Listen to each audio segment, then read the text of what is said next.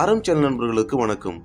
திருவள்ளூரில் வெளியூர்களிலிருந்து திருவள்ளூர் பேருந்து நிலையத்திற்கு வரும் பேருந்துகளை திருவள்ளூர் ரயில் நிலையம் வரை இயக்கவும், தேரடி முதல் ரயிலடி வரை கூடுதல் அரசு பேருந்துகளை இயக்கவும் பொதுமக்கள் கோரிக்கை வைத்துள்ளனர். அதே பத்தி தான் இந்த வீடியோல பார்க்க போறோம். வீடியோக்குள்ள போறதுக்கு முன்னாடி இந்த மாதிரி யூஸ்ஃபுல் இன்ஃபர்மேஷனை தெரிஞ்சுக்க மறக்காம நம்ம அறம் சேனலை சப்ஸ்கிரைப் பண்ணிக்கோங்க.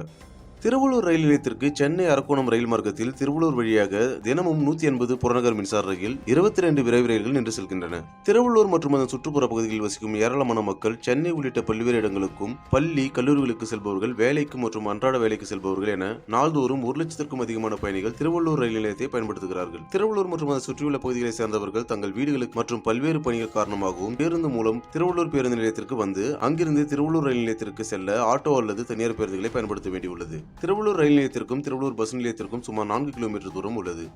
ரயில் நிலையத்திலிருந்து T1 என்ற அரசு பேருந்து மற்றும் ஒரு சில தனியார் பேருந்துகள் மட்டுமே திருவள்ளூர் ரயில் நிலையத்திற்கு வந்து செல்கின்றன. ரயில் நிலையத்திலிருந்து தேரடி செல்வதற்கு 1 மணி நேரத்திற்கு ஒரு முறை பேருந்துகள் இயக்கப்படுகின்றன. குறைந்த அளவிலேயே பேருந்துகள் இயக்கப்படுவதால் பொதுமக்கள் பேருந்துக்காக காத்திருக்காமல் ஆட்டோவில் செல்லக்கூடிய நிலையே உள்ளது. நபர் ஒருவருக்கு 20 ரூபாய் கட்டணம் செலுத்தி பயணிக்கின்றனர். ரயிலில் இருந்து இறங்கி பயணிகள் பேருந்துகளில் பயணிக்க வந்தாலும் ரயில் நிலையம் முன்பு சென்று ஆட்டோக்களில் ஏற்றுகின்றனர். அதோடு ஆட்டோக்களில் கூடுதல் கட்டணம் வசூலிக்கப்படுவதால் பயணிகள் மிகவும் பாதிக்கப்படும் சூழ்நிலை உள்ளது. மேலும் 1 கிலோமீட்டர் தொலைவில் உள்ள அரசு மருத்துவக் கல்லூரி மருத்துவமனைக்கு செல்வதற்கு கூட ஒரு பயணிக்கு 20 ரூபாய் கட்டணம் வசூலிக்கின்றனர். ஒரு ஆட்டோவில் 5 முதல் 6 பேர் திணித்து விதிமுறைகளை காரில் பறக்கவிட்டு ஏற்றி செல்கின்றனர். இங்கு இரவு நேரத்தில் பேருந்து சேவையும் கிடையாது. இதனால் ஆட்டோக்களில் அதிக கட்டணம் கொடுத்து செல்ல முடியாதவர்கள் நடந்து செல்கின்றனர். இதனால் மர்ம நபர்கள் நகை போன்றவற்றை பறித்து செல்கின்றனர். இதை தவிர்க்கும் வகையில் விரைவு ரயில் வரும் குறிப்பிட்ட நேரத்திற்கு ஒரு முறை இரவு நேர பேருந்துகள் இயக்குவதற்கு நடவடிக்கை எடுக்க வேண்டும் என பயணிகள் தரப்பில் கோரிக்கை வைக்கப்பட்டுள்ளது. அது மட்டுமில்லாமல் தற்போது திருத்தணி, ஊத்துக்கோட்டை, பூண்டி, பேரம்பாக்கம், பொன்னேரி, கும்மிடிப்பூண்டி உள்ளிட்ட பல்வேறு பகுதிகளில் இருந்து இயக்கப்படும் அனைத்து பேருந்துகளும் திருவள்ளூர் பேருந்து நிலையத்திற்கு வந்து செல்கின்றன. இதனால் அங்கிருந்து ரயில் நிலையம் செல்ல வேண்டியவர்கள் வேறொரு பஸ் மூலமாகவோ அல்லது ஆட்டோவிலோ செல்ல வேண்டிய சூழ்நிலை உள்ளது. எனவே மாவட்டத்தின் பல்வேறு பகுதிகளில் இருந்து இயக்கப்படும் பேருந்துகள் திருவள்ளூர் ரயில் நிலையம் வரை இயக்கினால் பயணிகள் சிரமம் இல்லாமல் செல்வதற்கு ஏதுவாக இருக்கும்.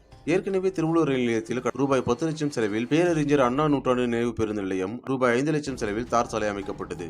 இந்த பேருந்து நிலையத்தில் 20க்கும் மேற்பட்ட பேருந்துகளை நிறுத்தி வைக்க முடியும். ஆனால் அது இன்று வரை மக்கள் பயன்பாட்டிற்கு வராமல் சமூக விரோதிகள் தங்கும் கூடாரமாக மாறிவிட்டது. தனியார் நிறுவன பேருந்துகள் நிறுத்த மட்டுமே பயன்படுத்தப்படுகிறது.